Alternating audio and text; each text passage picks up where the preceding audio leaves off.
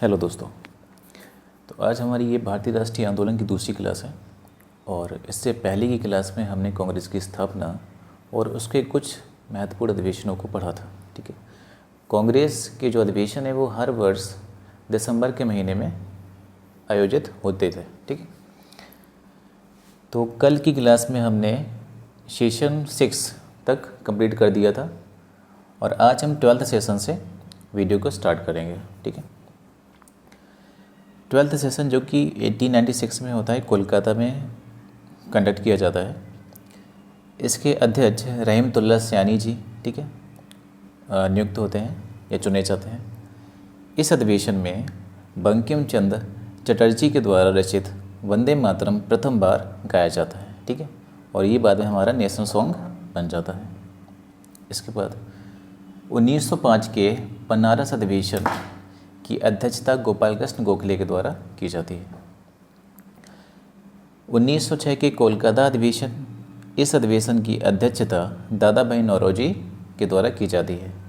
दादा भाई नौरोजी को हम वयोवृद्ध पुरुष के नाम से भी जानते हैं। ठीक है, इस अधिवेशन में प्रथम बार स्वराज शब्द का प्रयोग हुआ था।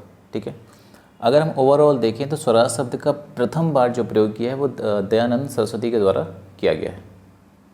ठीक है, 23rd अधिवेशन 1907 में होता है, सूरत में होता है। इस अधिवेशन की अध्यक्षता रास बिहारी घोष के द्वारा की जाती है।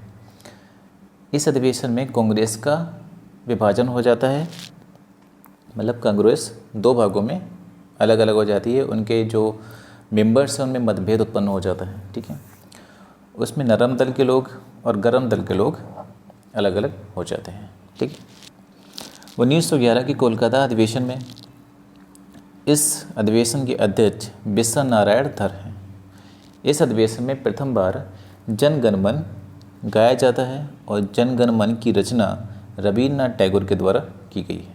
ठीक है, 1916 का लखनऊ अधिवेशन, इस अधिवेशन में क्या होता है, इस अधिवेशन की अध्यक्षता अंबिका चरण मजूमदार के द्वारा की जाती है और इस अधिवेशन में नरम दल व गरम दल के साथ समझौता हो जाता है, अलायंस हो जाता है। मीन्स जो मतभेद यहाँ पर क्रिएट हुए थे उनको ख़त्म कर दिया जाता है। ठीक है, और इन मतभेदों को ख़त्म करने में विशेष प्रयास एनी बेसेंट का और तिलक का होता है और जिन्ना का भी मान सकते हैं। ठीक है, कांग्रेस व मुस्लिम लीग में समझौता हो जाता है। लड़ाई किस बात पर हुई थी कि मुस्लिम लीग ने मांग की थी कि हम पृथक निर्वाचन चाहते हैं। ठीक है, तो उनकी इस मांग पर यहाँ पर वो अलग हो जाते हैं। मीन्स 1907 के सूरत अधिवेशन में मुस्लिम लीग भी अलग हो जाते हैं कांग्रेस से। ठीक है, यहाँ पर ये बात आप लिखेंगे। और इनका समझौता कहाँ होता है, 1916 के लखनऊ अधिवेशन में कांग्रेस व मुस्लिम लीग में समझौता हो जाता है। समझौता किस कंडीशन पर होता है कि मुस्लिम लीग की पृथक निर्वाचन की मांग को स्वीकार कर लेती है कांग्रेस। ठीक है, और इस मांग को स्वीकार करने का विरोध कौन करता है, मदन मोहन मालवीय जी के द्वारा किया जाता है। ठीक है, तो ये हमारे कुछ इम्पोर्टेंट सेशंस हैं। ठीक है, और इनमें से जो चीज़ें लिखने के लिए हैं वो मैंने लिख दी हैं। ठीक है, और इनके अलावा जो मैंने गैप रखा है, क्योंकि 6th सेशन से पहले पहली वाली क्लास 6th अधिवेशन पर ख़त्म हुई थी, तो उनके बीच का जो गैप है 7th 8th, ठीक है, ये सब अधिवेशन छोड़ दी हैं और आपको डायरेक्ट 12th सेशन से स्टार्ट किया है और उसके बाद भी कुछ गैप है। तो कुछ जो इम्पोर्टेंट सेशंस हैं केवल वही आपको यहाँ पर लिखे हुए हैं। ठीक है,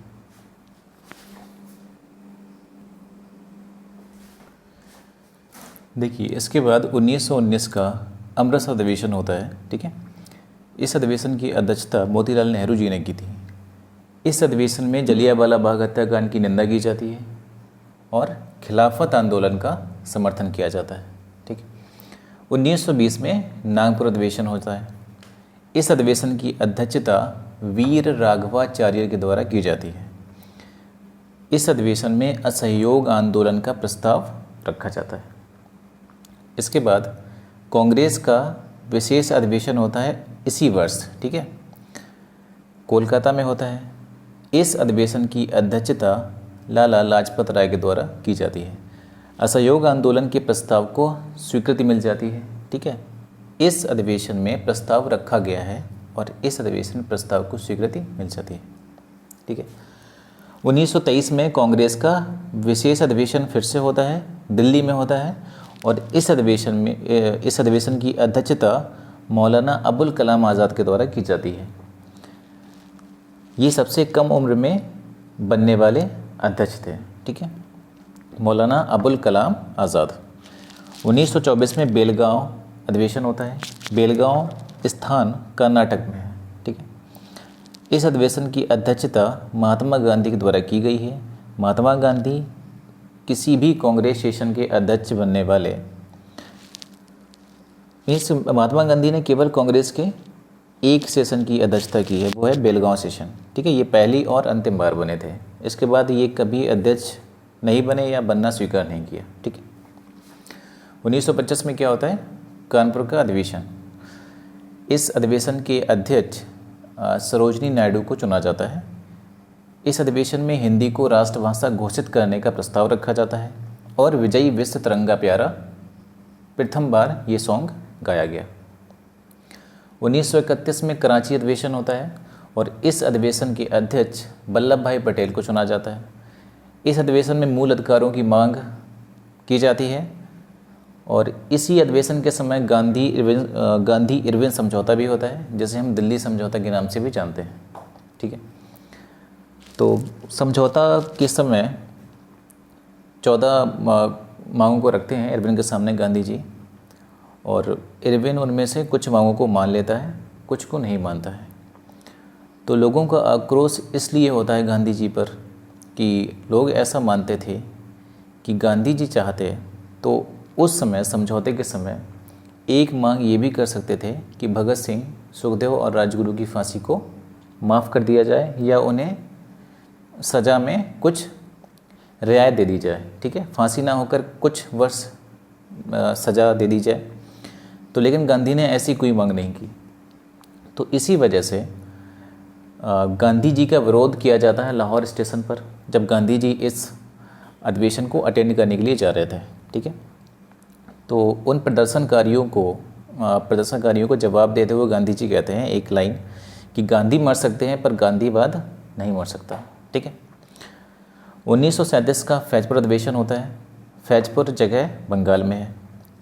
इस अधिवेशन की अध्यक्षता जवाहरलाल नेहरू के द्वारा की गई है और ये अधिवेशन गांव में आयोजित होने वाला प्रथम अधिवेशन था या एकमात्र अधिवेशन था। इस अधिवेशन के अलावा कोई भी अधिवेशन गांव में आयोजित नहीं किया गया है। ठीक है,